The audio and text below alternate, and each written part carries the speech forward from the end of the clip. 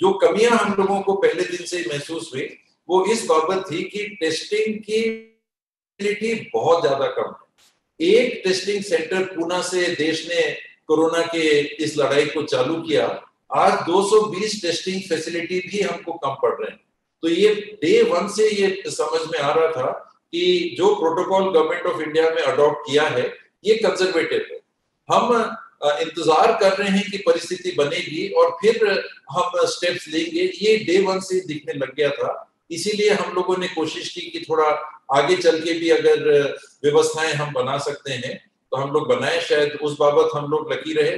और दूसरा, छत्तीसगढ़ में इतना आना जाना लोगों का नहीं है। ट्राइबल बहुलता का भी 30-32% हमारी ट्राइबल आबादी है, 75% हमारी रूरल पॉपुलेशन है। इस पॉपुलेशन में जो अर्बन एरिया की पॉपुलेशन है लगभग 25% अगर पकड़े तो बाहर से आने जाने वालों की भी संख्या उतनी ज्यादा छत्तीसगढ़ में नहीं होगी, जो हमारे लिए जो मैंने लकी भी कहा और जो परिस्थिति बनी उसके आधार पे भी बना। लगभग जो हम लोगों ने ट्रेस किया, ये 4000 लोग विदेश से छत्तीसगढ़ में आए थे, 2800 को हमने ट्रेस करके टेस्ट भी किया और उन्हीं में से जिनको हमने टेस्ट किया टारगेटेड रूप से, पहले रैंडम टेस्टिंग फिर टारगेटेड टेस्टिंग, उसमें से पॉजिटिव्स भी मिले और वहां से हमारा सिलसिला चलता गया, बढ़ता गया। गांवों तक में भी एक समय 90,000 लोग तक भी होम क्वारंटीन में थे। गवर्नमेंट फैसिलिटीज में आइसोलेशन में अलग संख्या रही और आज के दिन में 1750 बेड्स का कोविड ट्रीटमेंट सेंटर स्थापित हम लोगों ने कर लिया है। फेज 2 और 3 में आइसोलेशन सेंटर्स 2700 बिस्तरों का इंक्लूड करते हुए 5666 बिस्तरों का भी हमने चिन्हांकित किया है, जिसे 7 से 8000 बिस्तरों तक हम लोग ले जाना चाहेंगे। आइसोलेशन, आईसीयू और वेंटिलेटर, ये अलग अलग स्टेज, और जो हम लोग मान के चल रहे हैं वो उस बात को भी ध्यान में रख के चल रहे हैं कि एक बड़ी आबादी कोरोना से प्रभावित होगी, हम उसको रोक नहीं पाएंगे। ये हो ना हो, हम तो मना रहे हैं कि ना हो, लेकिन ऐसा होगा ही, इस मानसिकता को लेके हम लोग चल रहे हैं। बेटर सेफ देन सॉरी वाली जो सोच है उसको लेके चल रहे हैं। और अगर 10% आबादी भी छत्तीसगढ़ की कोरोना से प्रभावित होती है, कोरोना पहुंचता है, तो ये एक बड़ी संख्या है 30 लाख की।